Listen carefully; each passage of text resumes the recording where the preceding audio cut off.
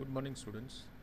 Today we are going to start the new session of BCS semester 3 with the subject CS16, that is content management system using WordPress. In this particular subject there are total 5 units. First one is OOP. Second one is introduction and installation with configuration. Third one is theme and widgets. Fourth one is theme development, and fifth one is advanced development. First, we are going to start the entire discussion with OOP, but before that I would like to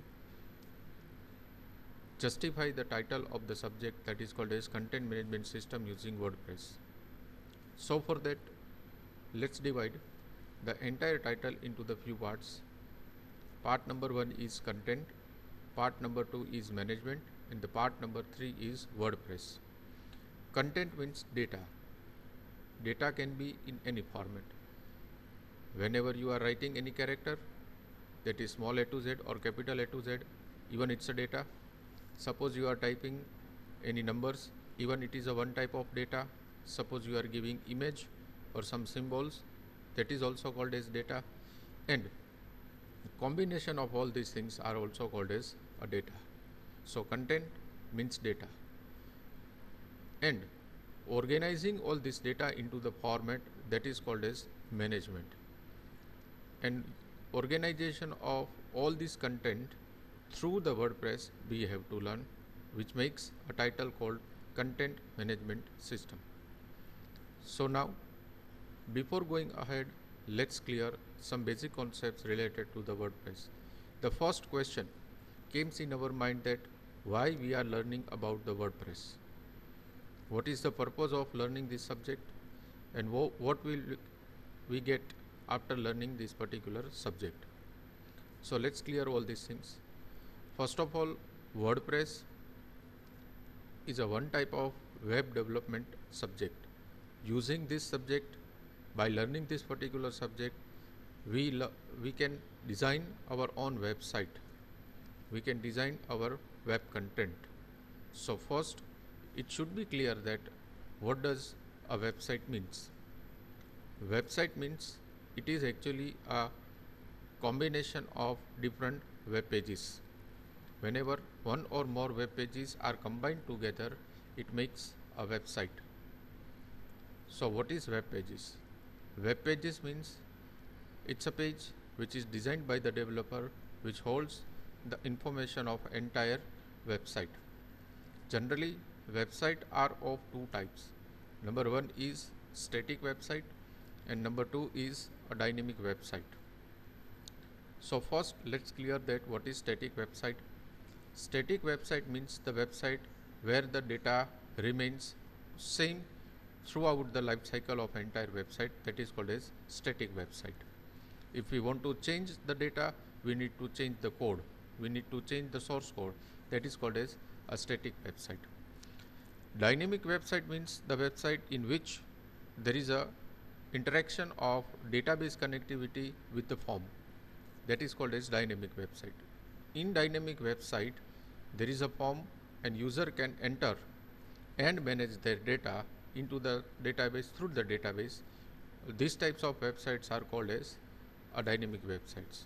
No doubt, the difference between the static website and the dynamic website is very small, but this is the exact difference between static website and a dynamic website.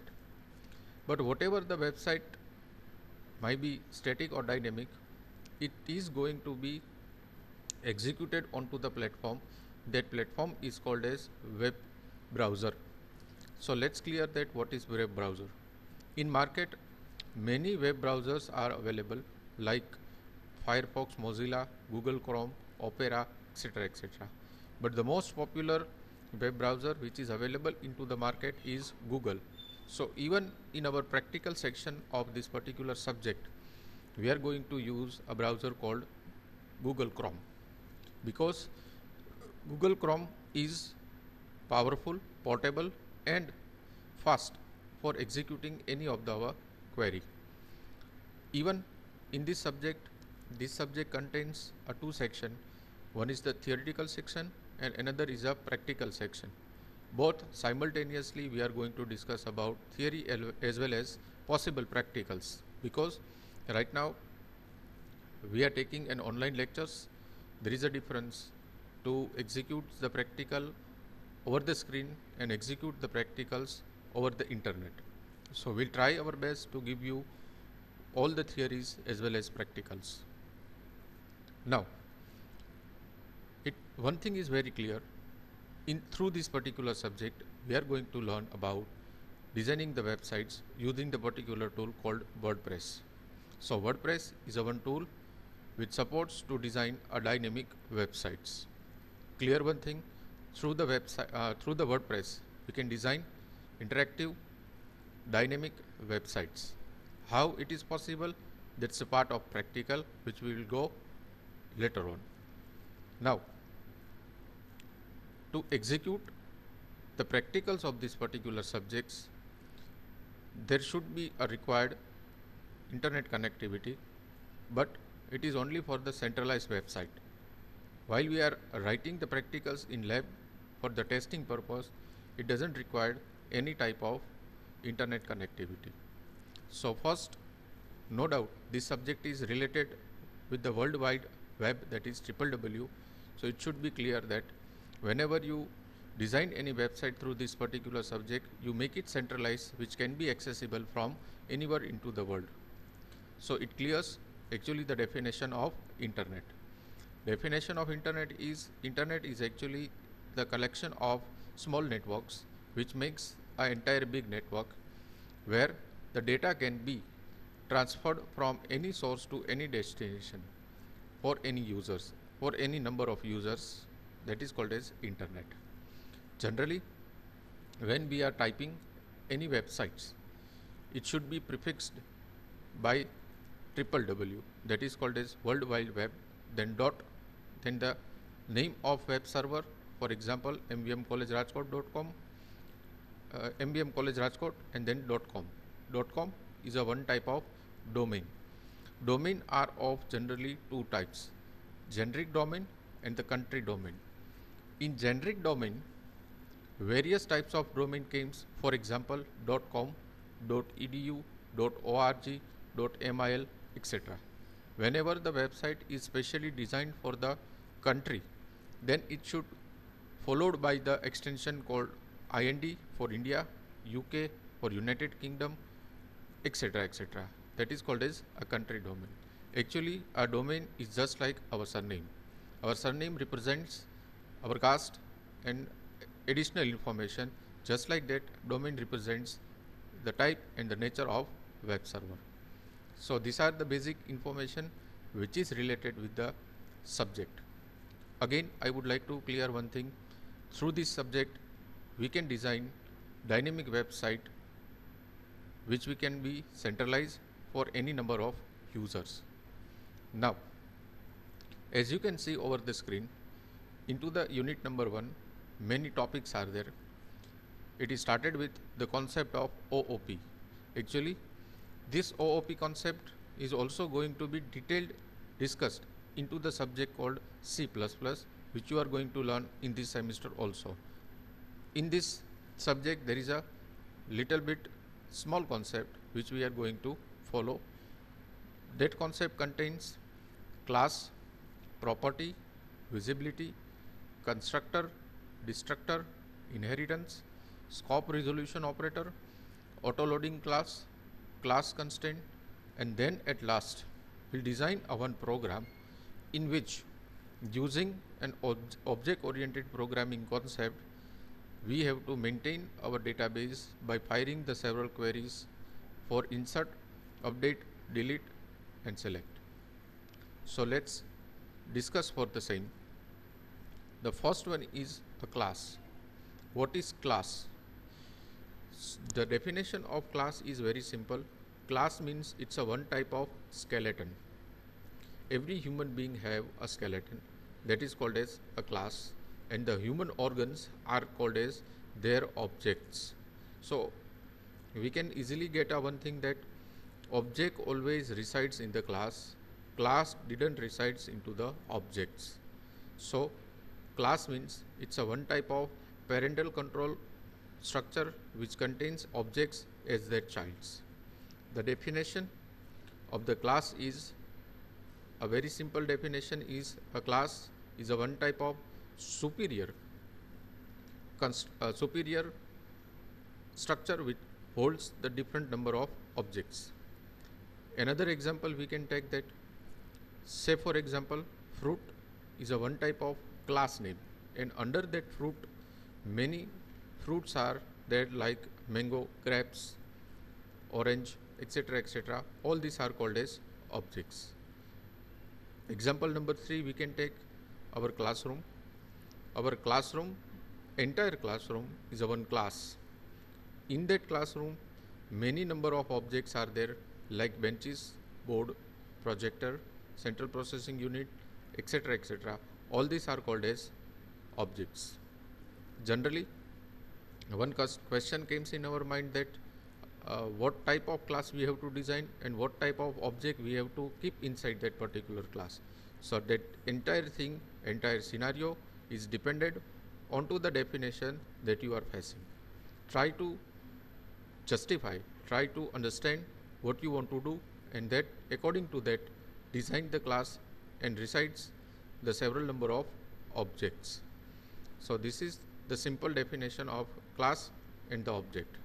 Now further, say for example, suppose I have designed the one class called A, and inside that I have taken a few objects. Then that object followed by the several properties. Then the second thing which comes in our mind that what is property? Property is related with the objects which resides inside the class. Generally, a property means, sorry for the interruption, property means whatever the objects reside in the class contains which type of nature, that is called as property. Every objects which resides inside the class have their visibilities. Generally, there are three types of visibilities which is related with the objects, that is public, private and protected. These are the three different types of visibilities which we have related with the objects which resides inside the class. Now, what is public, what is private and what is protected? Public means, for example, which is general for every class. In a program, in a single program, we can create multiple number of classes. It's not fixed that in a single program you can go for a single class, and single class obviously holds the multiple number of objects, but in object oriented programming language we can create multiple number of class with the multiple number of objects. That is, visibility is related with that particular thing. Whenever any class access the object of any other class, that object should be in a public manner, that is called as public class. For example, for general example, suppose we are passing through the Nirmala Convent School Road, which is publicly open for anybody who resides inside the Rajkot, even from the resident of India, that is called as public.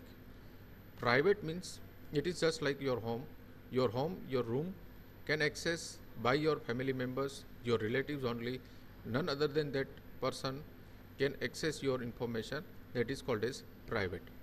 Protected means it's a one type of a wall which is defined by the class for the particular objects. Means for some interval of time, suppose a class want to give a permission to the other objects to access the information of another class and their objects, then it is called as protected. I am sharing all this information very basically for unit number 1. Detail you will get into the subject of C++. In short, there are three types of visibilities. One is public, second is protected, third one is private. So I hope all of you are clear with some basic concepts related with the content management system using WordPress, what we are going to learn about the subject, and then even you are clear that what you will get Once the entire subject gets clear, and it helps into the future. So right now, with this discussion, I am completing the first session. It's just a testing session. Then now onwards, we will put a regular session over the YouTube. Thank you very much.